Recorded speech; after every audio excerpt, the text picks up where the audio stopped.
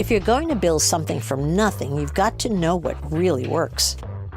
I took a $1,000 loan and built a $5 billion business, and now I make smart investments in new businesses on Shark Tank. This is Barbara Corcoran, and you're listening to Business Unusual, presented by On Deck Business Loans. This week on Business Unusual, I'm going to be answering all of the great questions you guys keep sending me in on business, life, how to move forward, how to jump over obstacles. Come on, I'm good at it and I want to share my advice.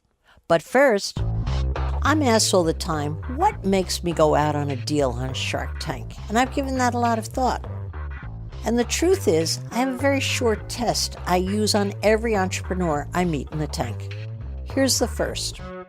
Do they look the part? I gotta believe that an entrepreneur should look the part of what he's professing to be. So let me give you a couple of examples. When Daisy Cakes came into the tank and said she and her mom made the best damn cakes this side of the Mississippi, I believed her. Did I even taste the cakes yet? No. But she looked like the Southern belle next door with an apron on, smiling from ear to ear, and I could just picture her in that kitchen with her mom. She looked the part.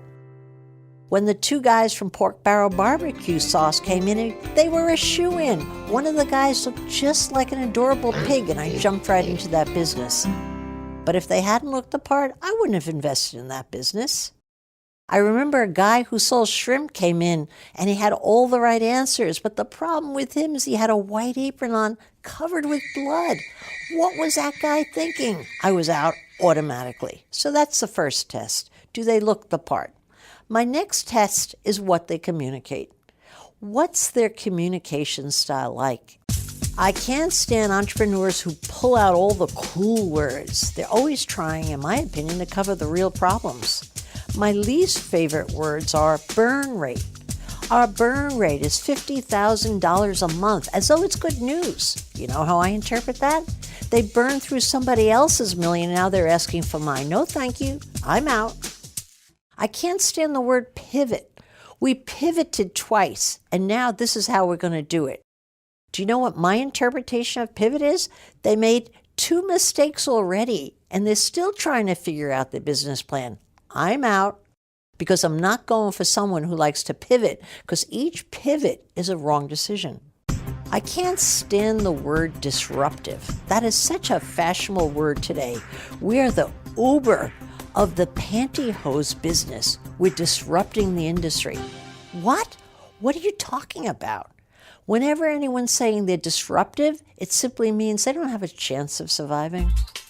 The worst of all is when an entrepreneur will bold-faced say, oh, we have no sales yet, but this industry is a $5 billion business, and if we only get 1%, if we capture 1%, we'll be a $20 million company this year.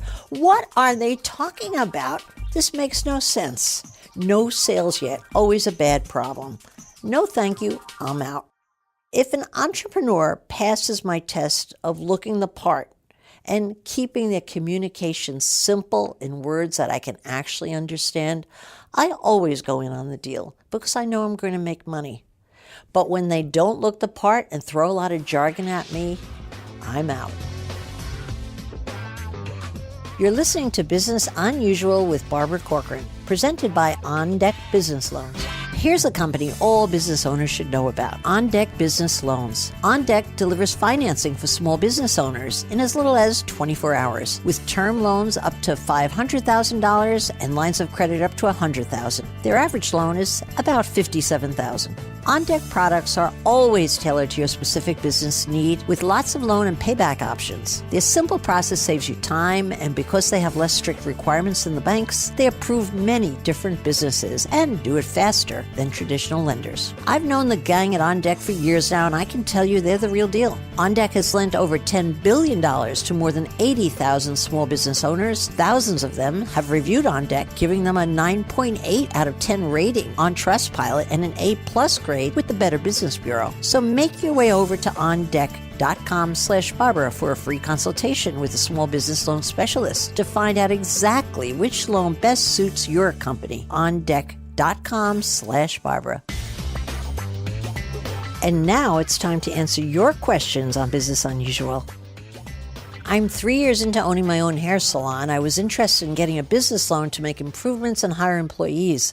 I'm not sure where to even start or what it takes to qualify for a loan. Okay, a lot of business owners in the early years don't know where to start their search when they need financing. That's perfectly normal. You could go to a bank or a local credit union, but you're going to have to expect that the process takes a couple of weeks and it will require a lot of paperwork. That's just the way it goes. They'll also be looking for a strong credit profile and good payment history.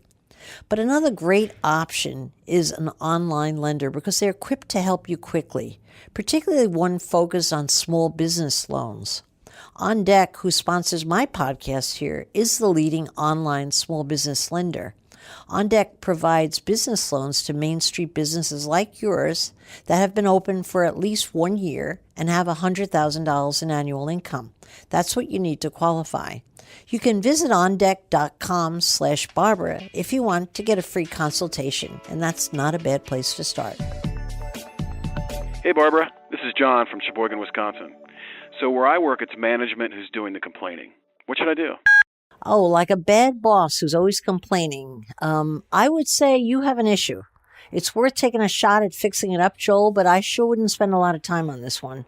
People who like to complain, and they rarely want to change their habits. So if you have a chronic complainer as a boss, it's going to hold you back, make you feel like you're never doing a good job, and you're never going to make them happy. But before you decide to fire your boss and leave for another position, go to him and ask him point blank, what can I do to make you happier?